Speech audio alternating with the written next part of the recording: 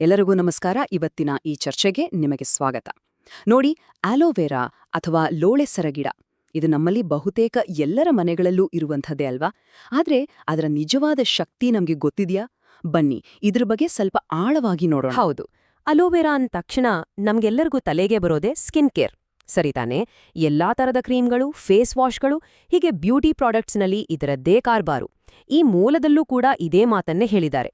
ಆದ್ರೆ ಕೇವಲ skin care ಅಷ್ಟೇನಾ? ಈ ಒಂದು ಸಾಮಾನ್ಯ ಗಿಡ ನಮ್ಮ ಜಾಯಿಂಟ್ಸ್ಗೂ ಸಹಾಯ ಮಾಡಕ್ ಸಾಧ್ಯನಾ? ಹೌದು ಅಂತ ಈ ಮೂಲಗಳು ಹೇಳ್ತಾವೆ. ಇದು ತುಂಬಾನೇ ಕುತೂಹಲಕಾರಿ ವಿಷಯ ಅಲ್ವಾ? ಹಾಗಾದ್ರೆ ಬನ್ನಿ ಈ ಕ್ಲೇಮ್ನ ಹಿಂದಿರೋ ಡೀಟೇಲ್ಸ್ ಏನು ಅಂತ ನೋಡೋಣ. ಸರಿ, ಹಾಗಾದ್ರೆ ಮೂಲಗಳ ಪ್ರಕಾರ ಈ ಅಲೋವೆರಾ ನಮ್ಮ ಕೀಲುಗಳ ಮೇಲೆ ಹೇಗೆ ಕೆಲಸ ಮಾಡುತ್ತೆ? ಅದರ ಮೆಕ್ಯಾನಿಸಮ್ ಅರ್ಥ ಮಾಡ್ಕೊಳ್ಳೋದು ತುಂಬಾ ಇಂಪಾರ್ಟೆಂಟ್. ನೋಡಿ, ಇಲ್ಲಿ 3 ಮುಖ್ಯ ಪಾಯಿಂಟ್ಸ್ ಇದೆ. ಮೊದಲನೇದು, ಇದು ಕೀಲುಗಳೊಳಗಿನ ಉರಿಯೋತ ಅಂದ್ರೆ ಇನ್ಫ್ಲಮೇಷನ್ ಅನ್ನ ಕಡಿಮೆ ಮಾಡುತ್ತೆ.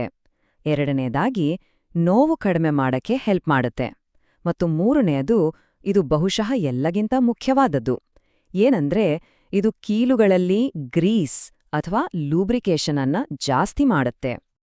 ಈಗ ಗ್ರೀಸ್ ಅಂದ್ರೆ ಏನಪ್ಪಾ ಅಂತ ಯೋಚನೆ ಮಾಡ್ತಿದ್ದೀರಾ? ಇಲ್ಲಿ ಮೂಲದಲ್ಲಿ ಇದನ್ನ ನಮ್ಮ ಜಾಯಿಂಟ್ಸ್ನಲ್ಲಿರೋ ನ್ಯಾಚುರಲ್ ಲೂಬ್ರಿಕೇಷನ್ಗೆ ಹೋಲಿಸಿದ್ದಾರೆ.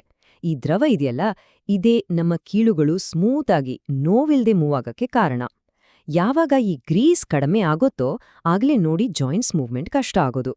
ಸರಿ, ಹಾಗಾದ್ರೆ ಈ ಅಲೋವೆರಾನ ಹೇಗೆ ಬಳಸಬೇಕು? ಬನ್ನಿ ನೋಡೋಣ. ಮೂಲದಲ್ಲಿ 2 ಸಿಂಪಲ್ ಮೆಥಡ್ಸ್ ಹೇಳಿದ್ದಾರೆ. ಮೊದಲನೇದು ಎಕ್ಸ್ಟರ್ನಲ್ ಯೂಸ್, ಅಂದ್ರೆ ಫ್ರೆಶ್ ಅಲೋವೆರಾ ಎಲೆಯಿಂದ ಜೆಲ್ ತೆಗೆದು ದಿನಕ್ಕೆ 2 ಸಲ ನೋವಿರೋ ಜಾಗದಲ್ಲಿ ಚೆನ್ನಾಗಿ ಮಸಾಜ್ ಮಾಡೋದು. ಇನ್ನು ಎರಡನೇದು ಇಂಟರ್ನಲ್ ಯೂಸ್. ಇದರಲ್ಲಿ 1 ಚಮಚ ಫ್ರೆಶ್ ಜೆಲ್ಲನ್ನು ನೀರಿನ ಜೊತೆ ತಗೋಬಹುದು, ಅಥವಾ ಮಾರುಕಟ್ಟೆಯಲ್ಲಿ ಸಿಗುವ ರೆಡಿಮೇಡ್ ಅಲೋವೆರಾ ಜ್ಯೂಸ್ ಕುಡಿದ್ರೂ ಆಗುತ್ತೆ. ಓಕೆ, ಈ ವಿಧಾನಗಳನ್ನೆಲ್ಲ ಫಾಲೋ ಮಾಡಿದ್ರೆ ರಿಸಲ್ಟ್ಸ್ ಯಾವಾಗ ನೋಡ್ಬಹುದು? ಇದು ಎಲ್ಲರಿಗೂ ಬರೋ ಕಾಮನ್ ಪ್ರಶ್ನೆ ಅಲ್ವಾ? ಮೂಲದಲ್ಲಿ ಹೇಳಿರೋ ಪ್ರಕಾರ ಜಸ್ಟ್ 14 ದಿನಗಳಲ್ಲಿ, ಹೌದು, ಕೇವಲ 14 ದಿನಗಳಲ್ಲಿ ಕೀಲು ನೋವಿನಲ್ಲಿ ಒಂದು ಒಳ್ಳೆ ಬದಲಾವಣೆ ಕಾಣಿಸುತ್ತೆ ಅಂತ ಹೇಳ್ತಿದ್ದಾರೆ. ಇದು ನಿಜಕ್ಕೂ ಒಂದು ಸ್ಪೆಸಿಫಿಕ್ ಮತ್ತು ಸ್ಟ್ರಾಂಗ್ ಕ್ಲೇಮ್. ಇದೆಲ್ಲ ಕೇಳಿದ್ಮೇಲೆ ಒಂದು ದೊಡ್ಡ ಪ್ರಶ್ನೆ ಮೂಡುತ್ತೆ. ನಮ್ಮನೆ ಅಂಗಳದಲ್ಲೇ ಸುಲಭವಾಗಿ ಸಿಗೋ ಈ ಒಂದು ಸಾಮಾನ್ಯ ಗಿಡ ಈ ಕೀಲು ನೋವಿನಂತಹ ದೊಡ್ಡ ಪ್ರಾಬ್ಲಮ್ಗೆ ಒಂದು ಪರ್ಮನೆಂಟ್ ಸೊಲ್ಯೂಷನ್ ಆಗೋಕೆ ಸಾಧ್ಯನಾ? ಇದರ ಬಗ್ಗೆ ಯೋಚನೆ ಮಾಡಬೇಕಾದ ವಿಷಯ. ಇವತ್ತಿನ ಈ ಚರ್ಚೆಯಲ್ಲಿ ಭಾಗಿಯಾದಕ್ಕೆ ತುಂಬಾ ಧನ್ಯವಾದಗಳು.